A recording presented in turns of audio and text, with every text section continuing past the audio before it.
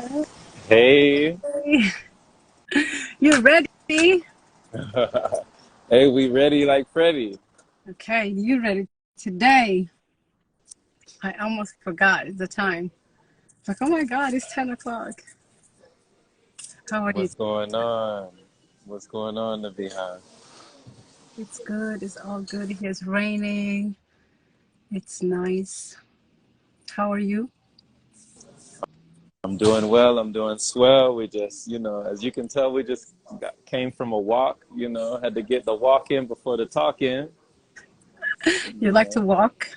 Oh yeah, you know that Yeah. How often do you walk? every day, Every day? Do you have every like day. a time, like you specifically walk, or is it just like whenever you feel like? We get it in where we can fit it in. You I know, like that. we get it in where we can fit it in. I like to walk. You have time for it, why not, right? Yeah. Why not? Why Why not? not? We're the why not crew. You Yeah. know, why Actually, I not? found a song by Miles Davis. It's called So What? That's why I actually, yeah, that's why I listened to that song because I just wrote So What? And that came up. So, That's one of your favorite slogans. So what? yeah, I know. So what? For what? So So what? what? Yeah. And for what?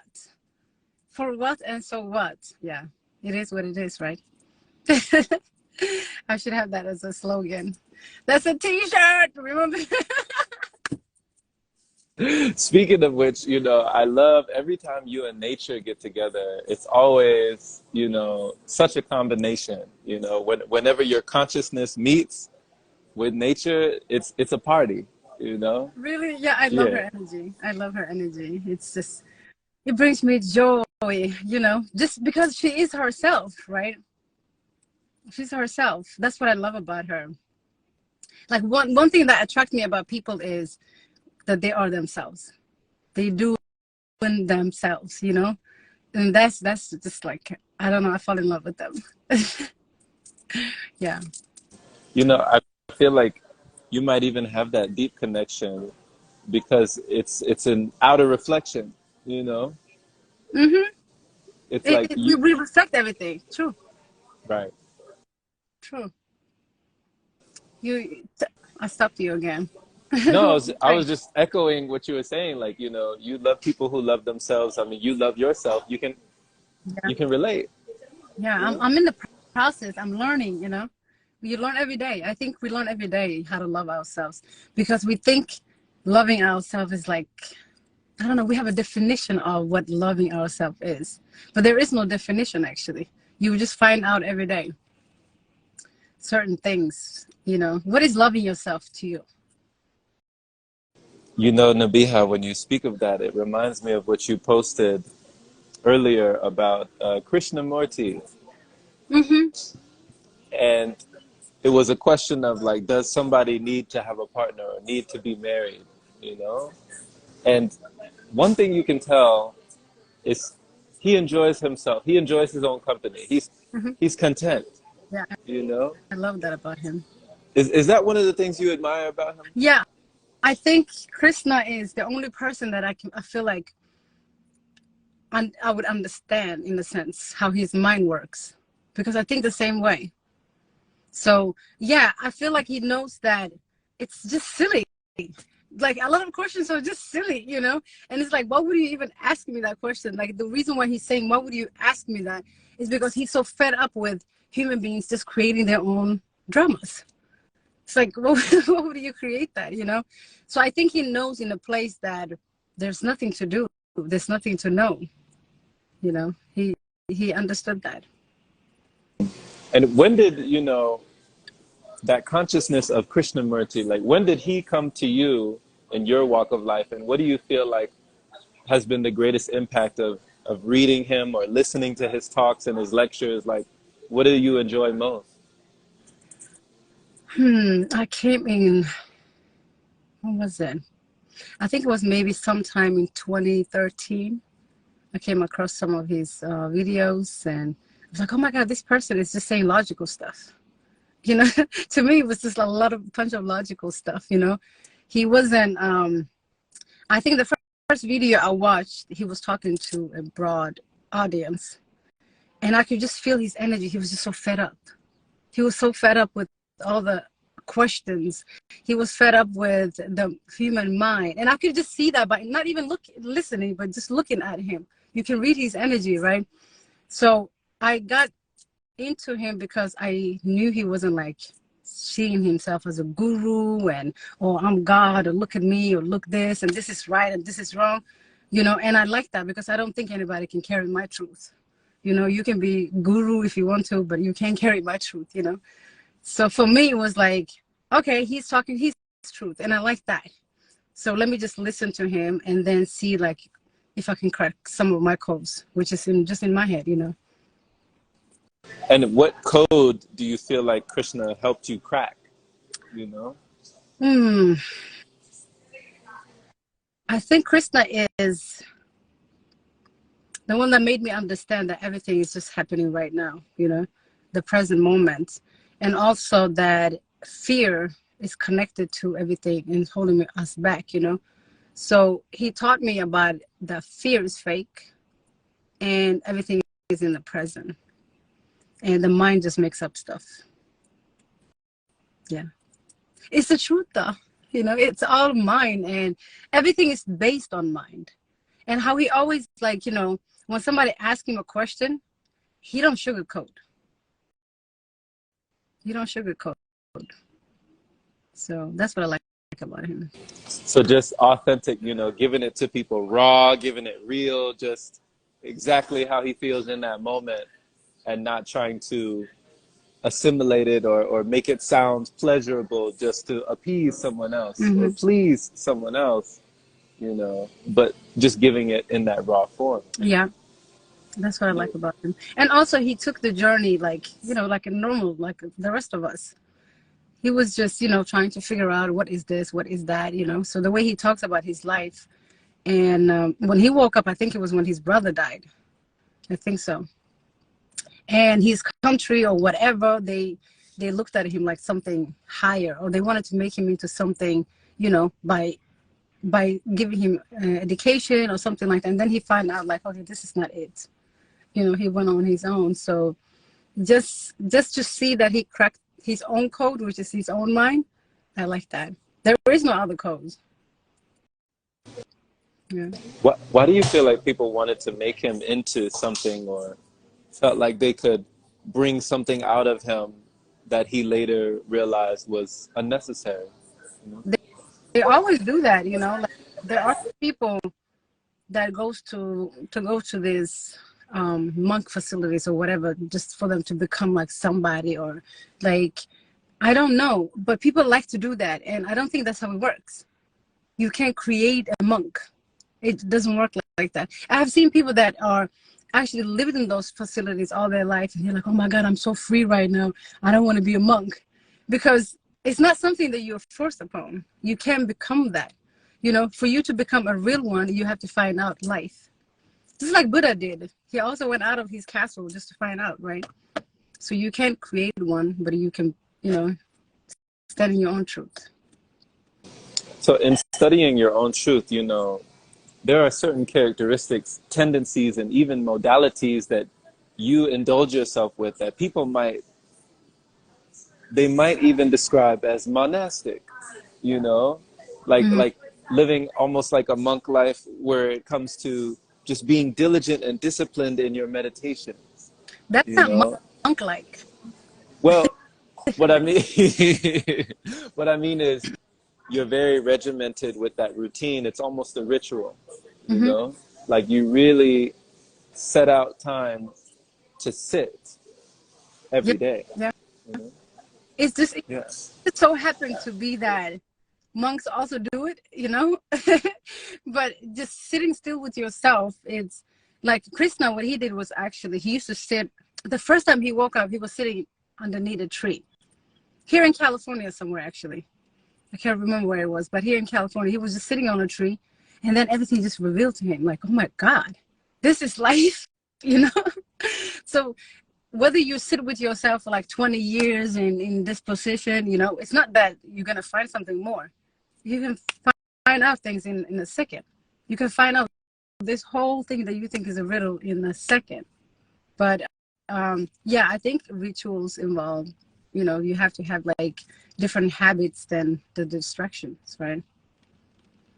So when you find out, when you crack the code, when you solve the riddle, you know, what what is beyond that?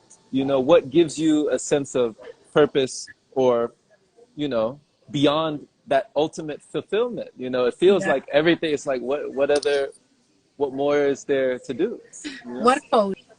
What code? And what riddle? You know, that's my question. That's what you were saying. You were I saying he know. solved it, he cracked it, he.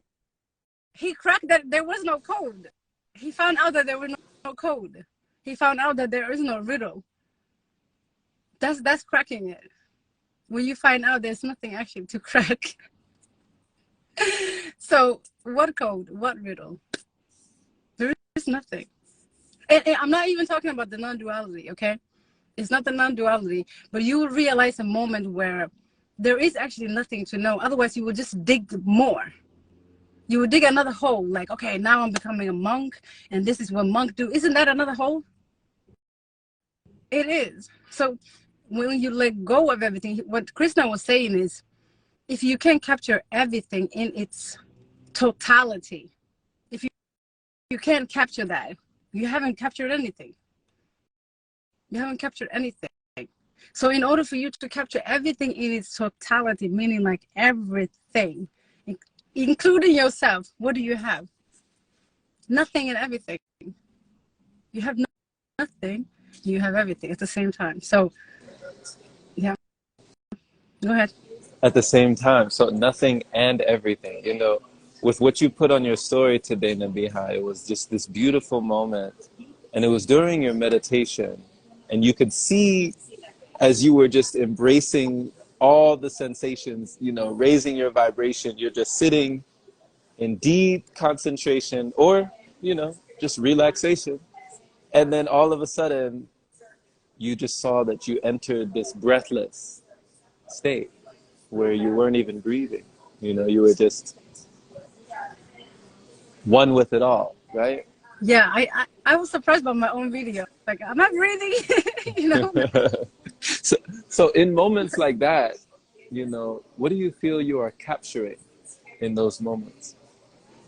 It's like those moments are the moments that you blend in with everything.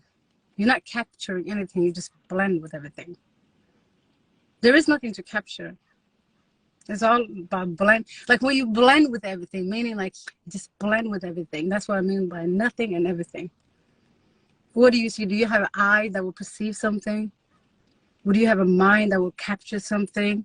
All of that is not in that moment. You just blend, like the air, you know. I don't know how to explain it. There are no words for it. Hmm. So when you blend, it gives you a feeling that there's no end when you There is no blend. Yeah. there is no end, because the end Right. is connected to the mind.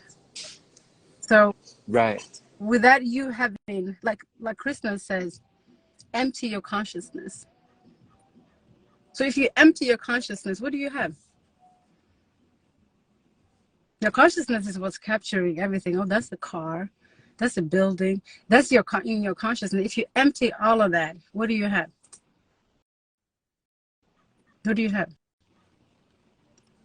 Yeah. You can't call it nothing, but it is everything as well. You know, it is everything as well, because you have everything. You just don't have the attachment of all these concepts of how we have created everything. You know. So if you're not capturing anything, you're blending in everything, Mm-hmm. you know, what do you feel like you bring back? When you come out of the meditation, what do you feel like it attracts? You don't bring back anything. There's nothing to go and get. You know. Of course. But what do you feel like you receive from just taking that time, you know? Yeah, I know language, right? What I receive. it's peace, and the peace is in that moment, that bliss moment where you blend with everything. So you stay in that, you stay in that blissful moment until you enter the illusion again. That's what I get. So my point is like, how long can I stay there? Yeah, how long can I stay there? Okay, so increasing the duration of that sensation. Yeah. Like, how long can I stay in this vibration? Vibration, there's no sensation involved in it. It's just vibration. Okay. No So, sensation involved. right, right. So, you know, when you're going back to the illusion, because what would you say is the illusion that you're going back to? The sensations. The illusion is the sensations. So you come from the vibration into the sensation, right? When you start using like, I feel this way and I think this way, all of those are related to some sensations, right? In the vibration, do you feel it? Only if you're in the illusion. But when you're in that vibration, you become that vibration. So it's nothing to feel and nothing to be. Would you say that you could see it as a solution to the illusion? If you need a solution in the illusion for sure. But yeah, vice versa maybe. But you don't need a solution for your illusion. No. Yet we No, always go back. we go back to it, yeah. Right. Right. So there's no way out.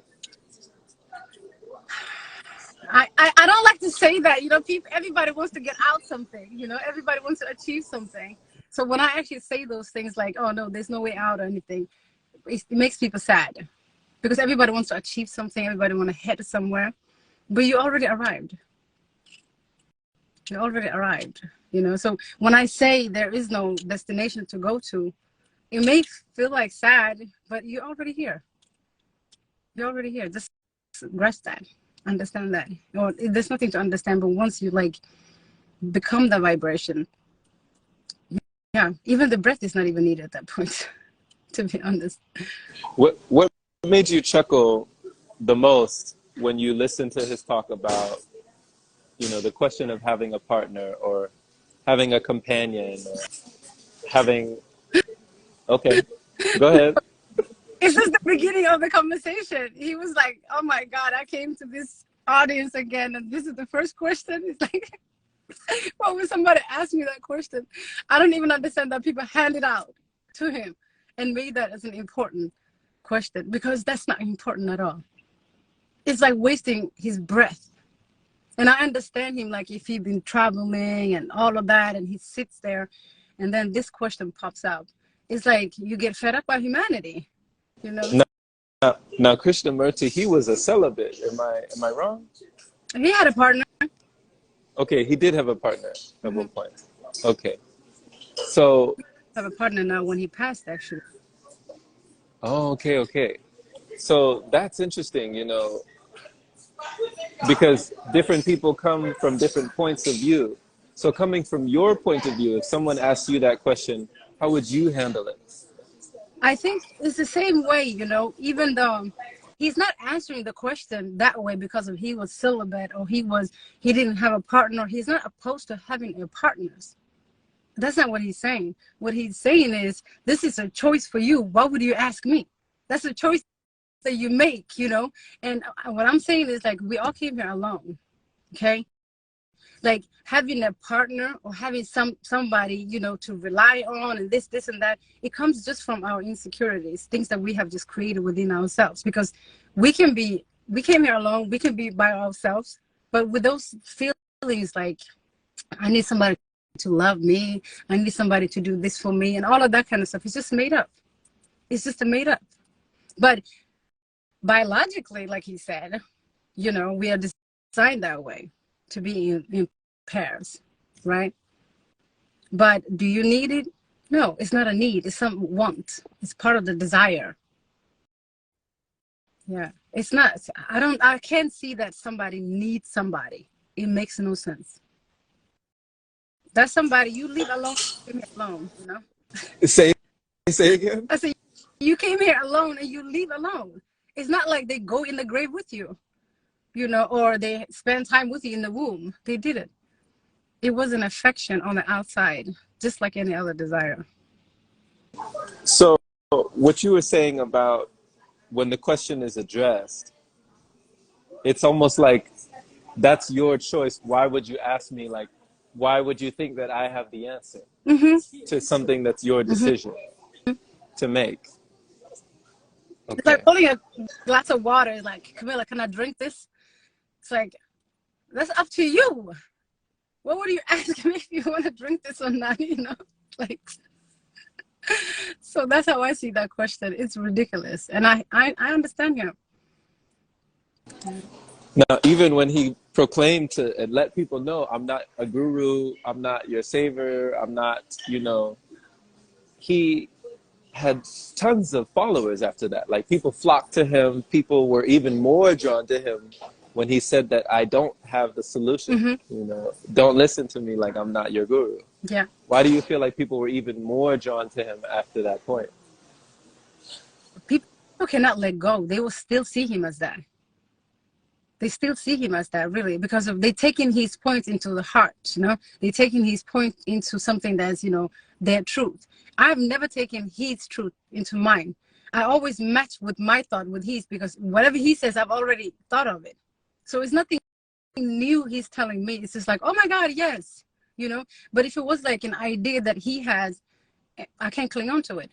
I need to do my own speculation. So people, I think he makes it easy for them to, like, maybe he says something and they say like, oh yeah, that's true, and then they make it to their own truth. So Lewis had a question for you. Do you see the one that Lewis asked you just now? Yeah, it's unnecessarily attachment. No, it's not unnecessarily attachment, but when I think when people are getting into a relationship, I think it's very important for them to know that, they hold on their own and not expect the other person to, fulfill all of those voids that they are seeking another person for. Because I don't really believe that you will seek, if you were happy with yourself, you wouldn't seek those sides, right? So it's not a attachment, unnecessarily attachment, but it is an attachment, really. If you're not aligned with yourself and go into another relationship, no, you shouldn't. It's like making the other person work, and then you are working towards that person as well, because the person is expecting you to love them, you're expecting them to love you, but you can do it on your own. And once you do it on your own and come together, you won't have those attachments. It makes no sense. So is it like two halves don't make a whole? No. There is no two halves. Why are you coming half in the first place? So it has to be two wholes. Yeah. That's the only way. Right. If you are too whole, you will keep each other whole. Because you are whole on your own and this person is whole on their own.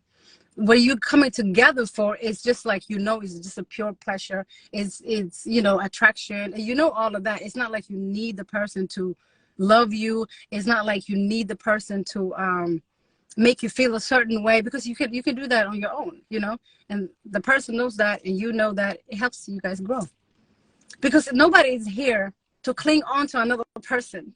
That's like dragging each other down. Oh, you didn't do that for me, and you didn't do, like, come on. It makes no sense. So with that level of, self-sufficiency, that level of autonomy and self-sufficiency, what do you feel within you enjoys having a partner, or enjoys that level of companionship that you don't get when you're just by yourself? Like we said, biologically we're built that way. But also, if you think about, just having a conversation with people, sharing, your journey with the other person, instead of like, blending the journey and make it into one. It's understandable that people have two different journeys, and then sharing that is just I think this is a normal thing. You know, it's better than being by yourself, but it's never healthy when you don't know that you are on your own journey. Because now we interfere with each other, so we think, oh, we're on the same road, we're in the same car, you know. But it's not it's not like that. You know, you can, like, let's say, like, you know, partners are cars. Okay, I always say cars. But you're your own car, I'm on my own car. We can park in the same parking lot, you know, and hang around. But it doesn't mean you are in my car, you know. You are in your own car, you know, because if something happened, you know, you can drive away. But if we're in the same car, like, I don't know how to explain it. So you won't be mad if they just take their car and they drive away? No, because that's understandable. Okay, we didn't click, you know, you go away. But if it doesn't click and you're still in the same car and you don't even know, yeah, that's why people experience like a heartbreak. Why would your heart break if it was whole to begin with? Like, how can somebody else have that power over you? Okay, how can you have that power over them unless you gave it to them, you know?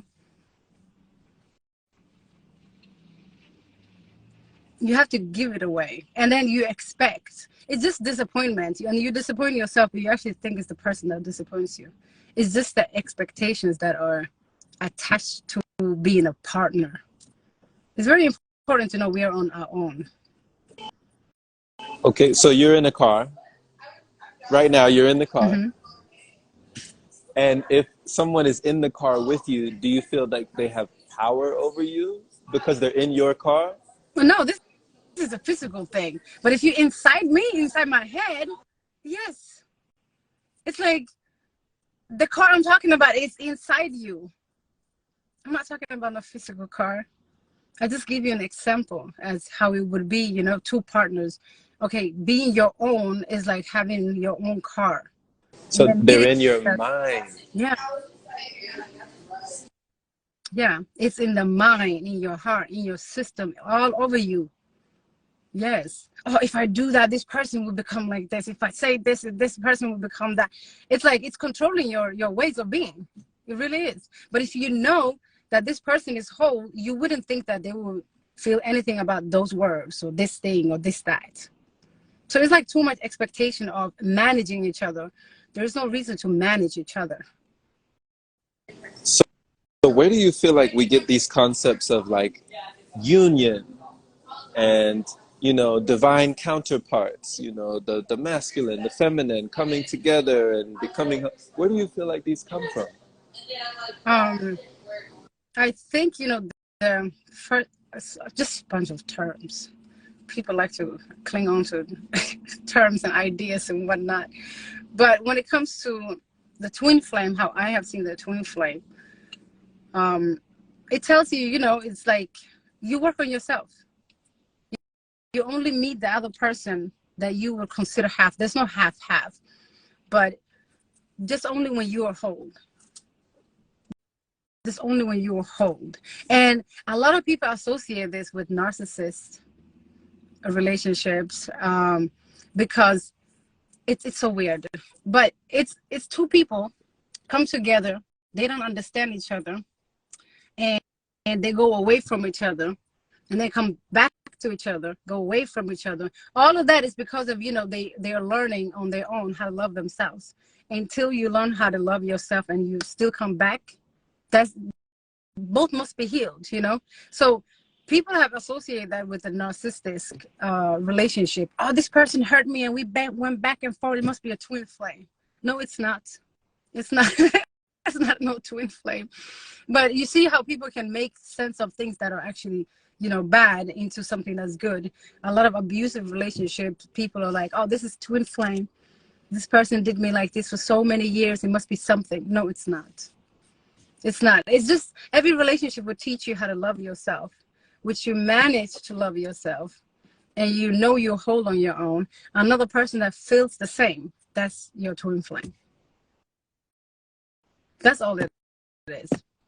So do you feel like people who don't love themselves have no business being in a relationship trying to love someone else? Yes. Yes, you said it right. You have no business in trying to love someone else when you don't even know how to love yourself, because it doesn't work like that. It can never work like that. That's why a lot of people go through heartbreak and all this. Also, a lot of people actually even force themselves to be in a relationship because they think that's what they're supposed to do. Or people have to be with each other. Even if it's toxic, people will be with each other. But you need to learn how to be with you, you know, and then find someone else that enjoys the you, you know, and someone else that likes to be with themselves. So finding someone else that enjoys the you that you already enjoy being with. Mm-hmm. and then you have to actually enjoy the you that they enjoy as well, because that's themselves. So you can only love someone because they love themselves, really. Otherwise you assign to a job. Relationship is like a job. Like, okay, we're getting into a relationship. It's like, how much do you love yourself? What do you require from me? But it's like a job. What have you learned so far? You know, can you be by yourself? You know, can I just all of those kind of stuff. Yeah, but really it doesn't work like that. But we work backwards. Did you always love yourself? No. You know? Okay. So I have learned the hard way, I always thought like, okay, I can love somebody, not knowing it starts with me, But that's how we work for everybody, I think, like in a relationship. Like, even like when people say, oh, my first love, my first, when you first fell in love with somebody, it's like, why couldn't that be you? Like, you have you, but your first love is not you. It should be. What do you feel you had to do, or what were the steps you feel you had to take to come really into that love for yourself in that way? I've seen too many people that require me to love them, and it's like I've seen too many people that just seeking for love me, love me, love me, love me. You have to do this for me. And I'm like, okay. I'm in that state as well where I'm always thinking, okay, you have to love this person. You have to do this. You have to this, that. And I'm like, I don't even know myself. I'm trying to get to know all of these people, but I don't even know myself, So I knew that I couldn't do it correctly because I didn't know myself. Because I would know all those, tricks or like those signs of the person being insecure, or the person actually just wanting to be in a relationship because of they want to be loved, they can't love themselves. So all of those I've just learned through people, and then I've applied all of that to myself. I have to start with me. Mm-hmm. And would you say that there's ever an end to getting to know yourself, like to knowing yourself? Like, is that ever over? To get to no, that's life, like getting to know yourself or understanding this life. What's the difference? By understanding yourself, you understand this whole thing, right? So finding out life is finding out you. It's just finding out you, and that's never ending. Every day I get to know myself a little. Louis. Oh, go ahead. Did you wanna answer that? Have a child with someone, he said, even though you're not aligned with yourself, should you still stay together? I don't think anybody should stay together because if they should. There's nothing should, whether you have a child or not. There's nothing that should force you to stay in something that you're not supposed to. And align with yourself. Even if you stay, what are you doing there? You're not even aligned with yourself. You're just a burden. Really, you're nothing but a burden, because of only when you're aligned with yourself can things around you also be aligned. So no, you shouldn't force yourself in anything. Learn how to be with yourself, because your children will also appreciate you instead of being in a house where you can't even be you. Just for them, you're not doing them a favor. Trust and believe. So I don't I don't have any children, you know. And Lewis was just talking about alignment. From your experience, what does having children, how does it have an effect? Like, how does it change the dynamic when you feel out of alignment with a relationship? How does children change that? Hmm. You know, the people that I have children with, when I left, I was younger. So it wasn't like even any thought. It was like, bye. That's how quick it was for me. I was young myself, you know, so I wasn't thinking like, but I have had friends that says like, oh, I'll wait until my child is like 18 and in a crap relationship because they think they have to stay. And then the child would say like, hey, why did you stay for so long? Really? The child would ask them like, why did you stay? Because they don't see that. So for me, I think just finding your own happiness, that's the only thing they radiate with, you know. That's the only thing they see. So it's not about forcing yourself to be in a relationship. But to be honest with you, it is easier to leave someone that you don't have children with. It's easier, but it shouldn't be difficult because of you have children with somebody. It shouldn't be. You know, it's like neglecting yourself, your growth. For what?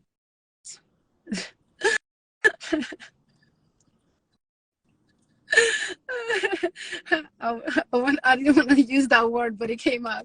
But yeah, for what? Like, it's all about you, you know. Your children came through you, but if you can't even fix yourself, what kind of favor are you doing them? You know, you can't even stand up for yourself. Why do you think you can stand up for your children? Wow, Nabiha. You know, Lewis said, in my reality, being on a daily with my children has not only helped me align and grow as well. Mm-hmm. Yeah. You see, You would resonate? um, my children are on their own. Their own, you know, it's not like, for me, it's more, what should I say? They're outside of myself. They're not inside me. So whatever that makes me grow, it's more of like whatever that radiates from within me, really. So I wouldn't attach my growth, I wouldn't attach my alignment with anything outside of myself in a sense. And that means anything or anyone. Yeah. It's this, we value more because of the humans, but it's the same thing, it's outside of yourself. You shouldn't be clinging on to anything because that means just like you're accepting that something outside of yourself has more power than yourself. Like some people will say like, oh my God, I can't be here. I can't stay for so long because I miss my kid and I'm feeling like this, I'm feeling like that because of, like, why did you attach yourself like that? Like, why? Like my kid have been gone for 2 years right now. I haven't seen him for 2 years. And it's not like I put that burden on myself, feeling like, oh my God, I miss blah, blah, blah. Like I'm making myself down by doing that. Instead of just knowing like, okay, hey, I'm in contact with him through my heart, you know. Yeah. Do you feel like, to a certain degree, your level of self sufficiency allows you to do these things where it seems effortless, you know, where other people it seems harder to let go? Yeah, it's just because of the, like he said right there, the attachment can be real for sure. Yeah, whatever you attach yourself to is like you're giving it power. It's like you giving power over you. Then there's nothing to complain about because you give it freely. You give it freely. But and then again, the concepts can, you know, every concept is deeper than the other, you know. So for example, the attachment to food, people would think like, yeah, but that's something I need, you know. But then attachment to a child, like it's the same thing. It's the same thing.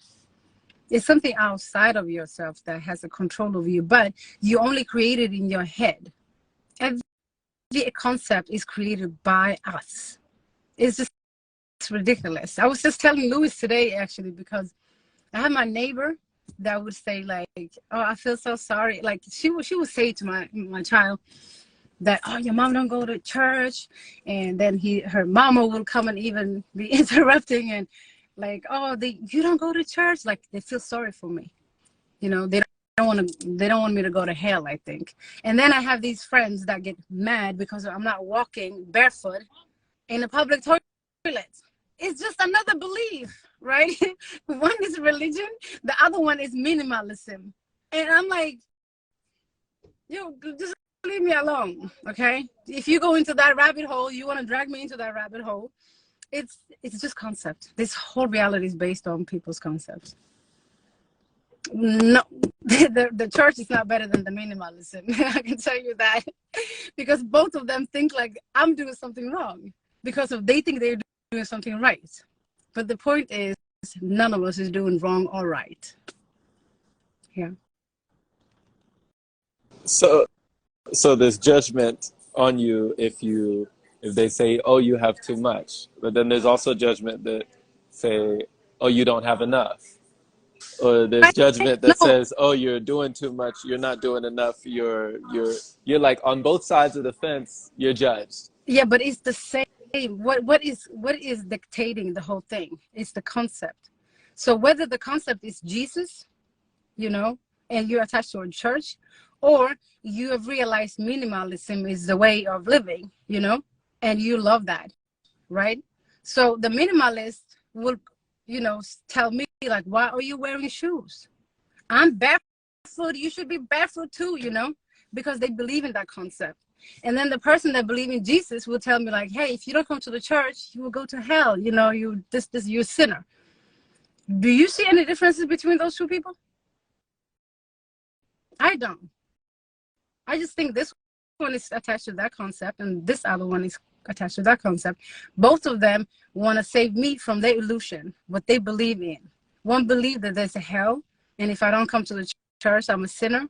And the other one think like, hey, if you're not taking your shoes off, you like the society, and you're not whatever they believe, So it's just another concept.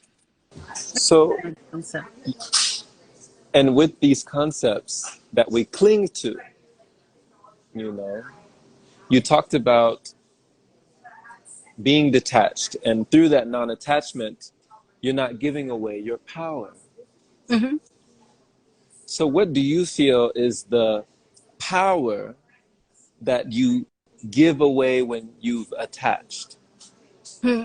It's a lot of power when let's say like religion itself. Oh, let's say birthnarianism.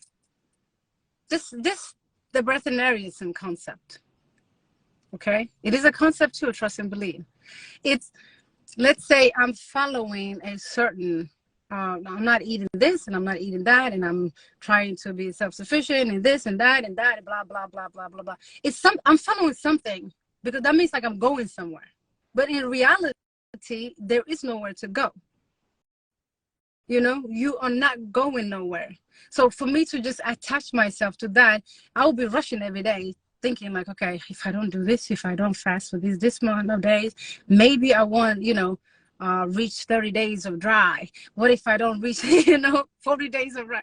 It's just, if you didn't have that concept, you will reach there. You will just reach there because the concept of food will also disappear. But now you're adding another concept that their food is not okay. It's another concept. So it's one concept to another concept to another concept to another concept. Just believing in something would hold you back from actually being. Just being. So knowing that all concepts are just concepts created by us, there's nothing to know, and it's okay to not know. That's it. You know everything by not knowing. Only the greatest philosophers talked about this. Everything that you're speaking, Socrates and Plato and Aristotle, like the greatest truth. Even Albert Einstein, I think. Like nothing is certain. That's what we know for certain. Yes. And we hear Yes. then again, if you make one thing the truth, you cling on to that, and then it takes you down the rabbit hole, you know. So some people cannot get themselves out of those holes. So that's the problem too. Don't get in the hole in the beginning. So the other day, I was listening to you and Jesse, and I think towards the end of the talk, you were talking about how you were about to go into another dry or another air feast, and you felt like just letting go, for however long, you're not even counting the days, just Yeah. kind of letting go. Do you feel like that's you coming out of a rabbit hole or going into a No, rabbit it's hole? me playing. Say It's again? just me playing. I like to think of it like playing, because the holes are there. You don't have to go deep into them. You can dip, get out, dip, get out. It's not like you can, you're in the illusion. We are in this illusion, we attach to the mind, we see things, we perceive things as real. So for me to just say, for me to say, oh, I'm going into dry, that's actually going into a rabbit hole. It is. But I know how to take myself out. But the days where I'm just walking around and doing me and I'm not drinking, I've been living like that for years and years because I didn't know what breatharianism was, what chronic living is, what this is. It's just, I just go on. And those days, it's just like, I wasn't in a rabbit hole. That wasn't a rabbit hole. But now that I'm attached, to the idea because the people are doing it, and a friend asked me like, okay, let's do a dry fast and extend it. I'm like, okay. So it's an idea, it's a concept. Now I'm attached to it, but I'm just doing it to entertain. Yeah. So it's purely entertainment. It is an entertainment. The real way Okay. of doing it is not knowing it. Not knowing it. Mm-hmm.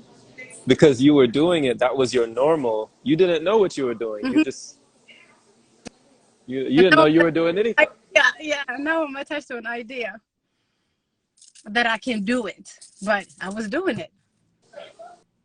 So it's only when the idea comes that, oh, you can do it, that's when we attach. Mm-hmm. That's an attachment because now you're attached to the idea that you're doing something. You see? So That's right. so if the idea that you could do it never got introduced, you already knew you could do it. You didn't need to be told. Yes. You didn't need to be sold. Yes. But when you make it into an idea, that's where you dig the hole. Yeah. It's the truth, It is the truth. But life is a bunch of concept.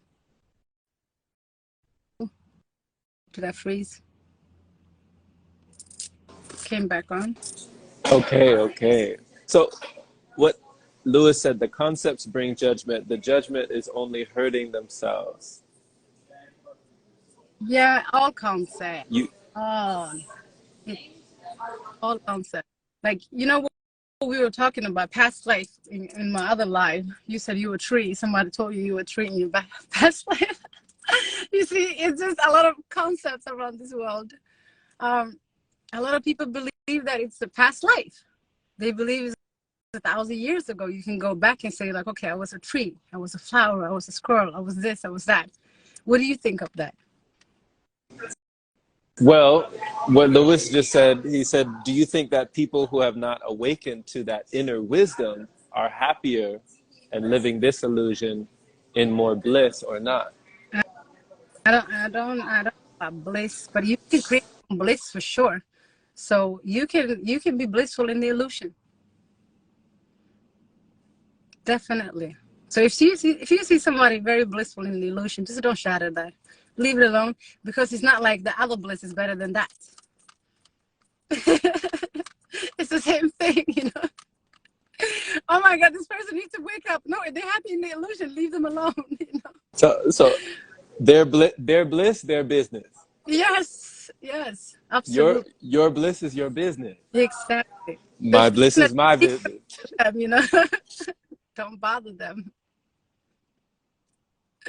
No. I would not bother them. Like I said, it's just a concept, right? So if their bliss is connected to this concept, what makes you think that they will achieve more bliss in whatever concept you think? Is this another concept coming from you, right? So that's why nobody's truth is anybody's truth, and nothing is wrong. This illusion is not wrong. You know, getting out of the illusion is not wrong. You see, we can't even get out of it. It's like we're trapped in it, but at the same time, you know, we're finding holes. So it's just a game. And when you said earlier that you can't get out, you said sometimes people get depressed when they hear that, but you don't get depressed. No, You don't get stressed. about hearing that, no. How does that, when you know that there's no way out, how does that, you know? It makes me feel like I'm already out. I'm already out. That's what it makes me feel, really. Just to understand there is no way out is out.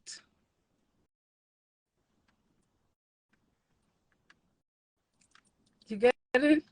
So if you attach to the idea there's somewhere to get out and this and that, you're trapped. It's all mine. So you know, I got the vision of like a minotaur in a maze. You know those mazes where you're like in a maze. And so there was an episode of Batman the animated series where he was heading in the maze and there was like no way out. But you're saying it's like in the recognition that there's no way out, that is out. Out. Mm-hmm. That's the truth of life. You know, it's so interesting to be how that episode, he was going up against the Riddler. And I know that you put a riddle up on your story today because you like riddles, right? Did I? You put up the riddle. You were answering somebody's riddle, you know, on your Yeah. story. Yeah. So one of the episodes, he's up against the Riddler and he falls into a trap, straight up trap. Mm-hmm. He goes and, you know, he thought he solved the Riddler's riddle. And he goes through all of these, like he's jumping through all these hoops to try and figure out where's the location of this thing that the Riddler's this big plan, right? And then he goes into the building that he found from watching the Riddler on television, that he said these words just in this way, that he wrote them down and then turned them backwards, and it actually showed an address, that he went to the address, and then he finally goes into this place. And when he goes in, the room is empty. It's completely empty. There's nothing in there. But then in the corner, there's a big old gift box. It's like a present that's wrapped in a bow, and it's this huge present. And Batman walks up to the present, and he's like, "What is this?" And all of a sudden, the present opens up. And have you ever seen a Jack in the Box? Those Jack in the Box that pop up, like pop goes the weasel, it pops up, and it's like, you Yeah. know, the Yeah. clown Yeah. thing. And it's one of those things, and then it just starts counting down immediately, like 10, 9, 8, and as it's counting down, all the doors everywhere, boom, boom, boom, boom, boom, boom, in the whole building, all the doors are closing. Solid steel, metal, everything is closing now. All the exits, there's no way out. Hmm. And soon as the jack-o'-lantern gets to the last countdown, it blows up, it explodes, and the whole place blows up. And it opens up, right? There's no traps. No, that was it. The entire building exploded. And so the Riddler thought Batman was dead. And of course, he came back. But How did it come back? that was the riddle. That was the Riddler. And so the Riddler couldn't solve that one riddle. And he got sent to an insane asylum, which is Arkham Asylum, trying to figure it out. And the Batman never told him how he made it out. But do you know how he made it out? There was a safe in the corner, and he jumped in the safe. Oh, And so nobody. when the building exploded, the safe was intact. Oh, So that's all he did. He just jumped into the safe that's because there was no way out. So he never got out. but his way out was to go in.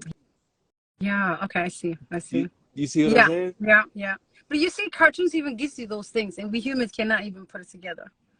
Even cartoons giving you those examples. It's life is like that too. We all trying to get out of some boxes here, but we're getting into a different boxes that are not ours. So yeah, there is no there's nothing to get out from. Just accept that.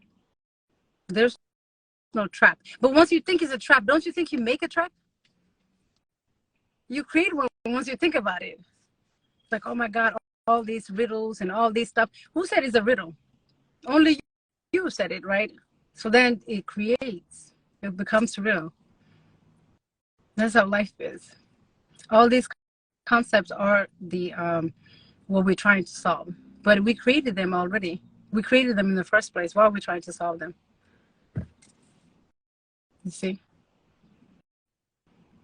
We create Wow. as we go. Really. We create as we go. Just like time. Time is the biggest one. Time and movement are the biggest one. Time is movement, but everybody think they're heading somewhere. Everybody think they're attached to a time. They think, but it's not real. It's not real. It's just in our head. Wow. Well, thank you for just, thank you for at least shedding light on the concepts, that people cling to, that we've attached to allow people to, to let things go, to see that you find your way out of the box when there's no box. There was never a box to begin with, Don't create the box. Don't create the box, you know? We create the box and then we lock ourselves and then it's like, Yeah. oh my God, I'm trapped. Yeah. But you just created the box. You create every concept is a box. Not even about like a rabbit hole.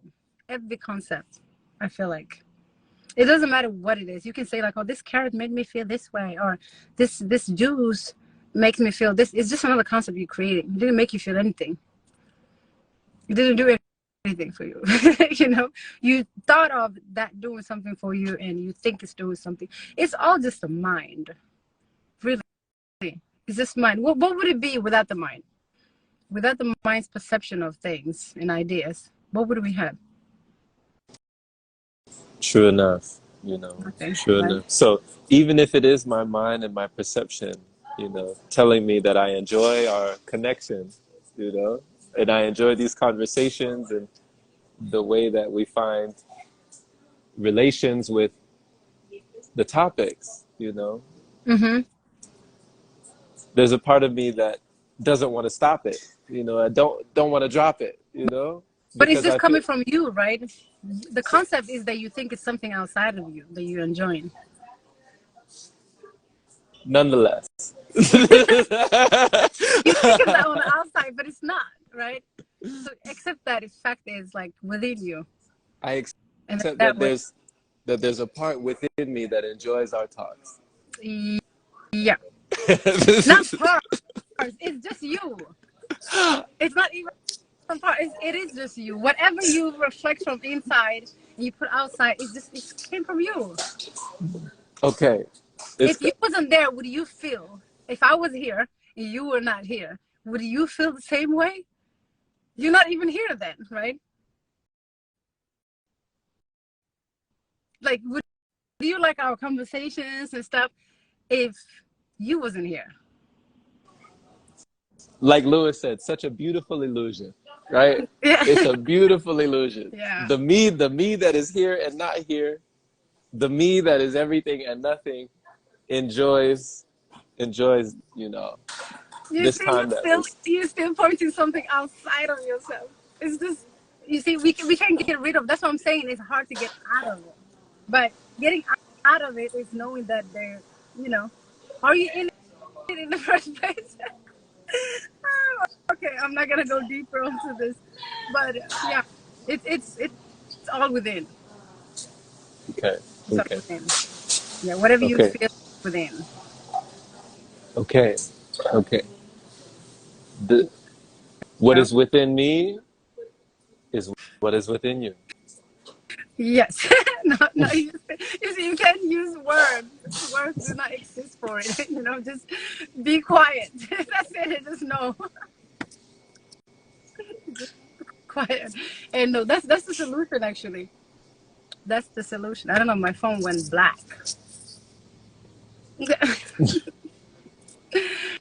Anyway, I enjoy these conversations as well. Oh, you And do enjoy it. of course, let's step into the illusion and explain it, okay?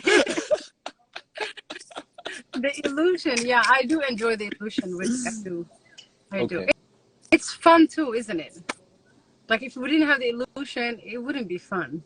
It's like playing a game with no traps and no levels or anything like that. But it's like it's just in the mind. Create whatever level you want, as long as you just enjoy it. Enjoy the ride. All right.